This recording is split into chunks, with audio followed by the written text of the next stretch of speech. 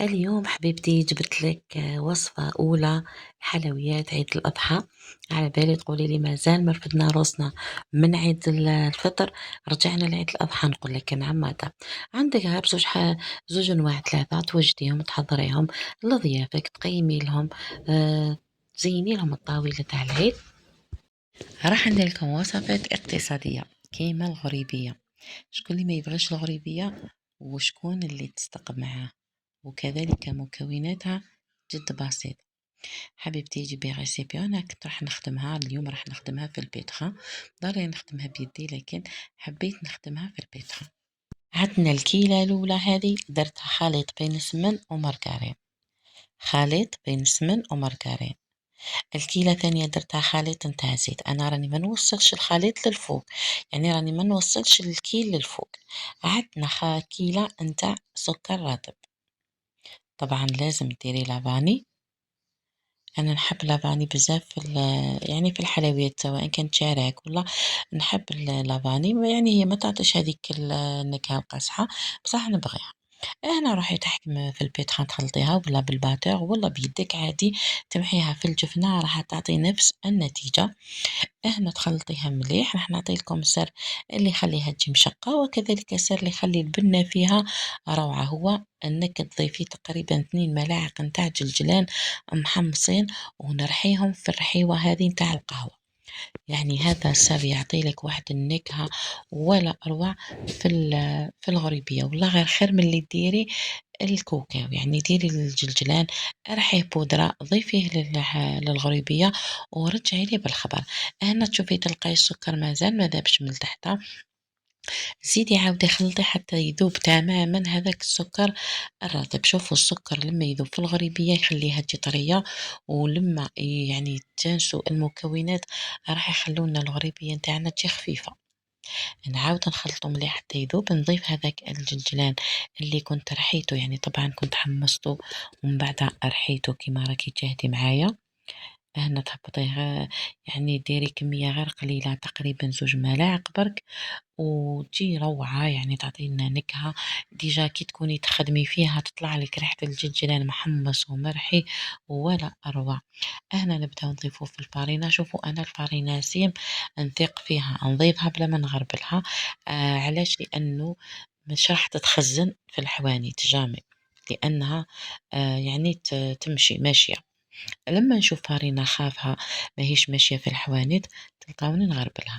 هنا نبداو ندخلو في الفارينة حتى تتحصلي على عجينة تعرفوها كامل تاع الغريبية، ما تجي يابسة، ما تجي تلقى روحها. شوفي الغريبية اللي خليتيها يابسة راح تجيك يابسة، وإلا كثرتيش الفارينة وقولي خليها شوية تجيني طرية راح تسيح معاك في الفرن وتنطلق. فهمتوني؟ على هذيك نقول لك يعني عينك ميزانك لما تكوني ديري. هنا في الاول دخلت الفارينة بالفوي، ومن بعد بديت ندخل فيها غير بيدي حتى تحصلت على العجينة اللي راني نحوس فيها عليها.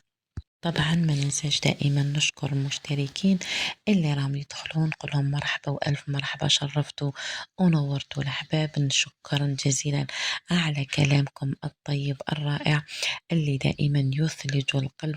نشكر جميع اللي راح يخلي لي كلام طيب، كلام محفز، وكذلك اللي راح يعاون فيا ويدعم فيا بالتعاليق، لانه يعرفوا بلي كثرة التعاليق تخلي الفيديو يطلع. نشكرهم كثير، وعلى رأسهم أم الخير اللي نقول لها إن شاء الله ربي يعطيك الخير. عيسى هكا يعني هي، نسيت اسمها وقلت لها شحال من مرة أعطيني اسمك ولا اسم ابنك.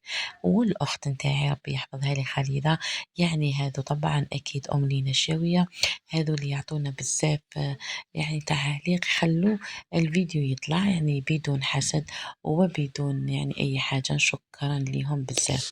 أنا كما راكي تشاهدي الغريبية بعد اللي تلقاي هذاك القوام اللي احتجتيه ولا ديما نقول لك عينك ميزانك، يعني تقريبا دات لي 1 الكيلو. شوفوا 250 زبده و200 يعني خليط بين زبده وسمن، 250 زيت، و250 تقريبا نتاع سكر رطب، يعني في الباطة تاع 250 دات لي كيلو نتاع فارينة، يعني هكا هذا هو القوام. ودرت باكي نتاع خميرة الحلوى 10 غرام، باكي خميرة الحلوى 10 غرام، هذاك هو اللي راح يخلي لنا الغريبية نتاعنا تتشقق معنا. ما بغيتيش يعني تجيك شوية هذيك قروصية، ديري نص باكي فقط.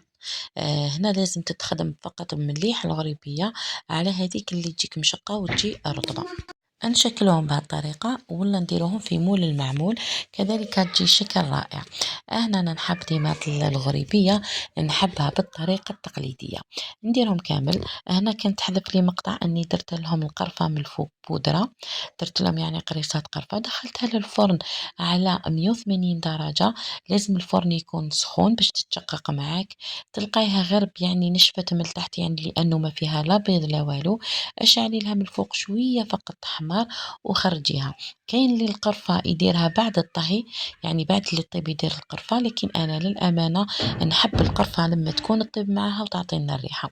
هذه هي النتيجة. نقول لكم إن شاء الله تكون عجبتكم ونالت رضاكم. نوضة حبيبتي جربيها ورجعي لي في لي كومونتير. نقول لكم تهلاو في روحتكم. وصلنا إلى نهاية الفيديو، ما تنسونيش الأحباب بالدعاء كما أنا بدوري ندعي لكم. نقول لكم يلا سلام.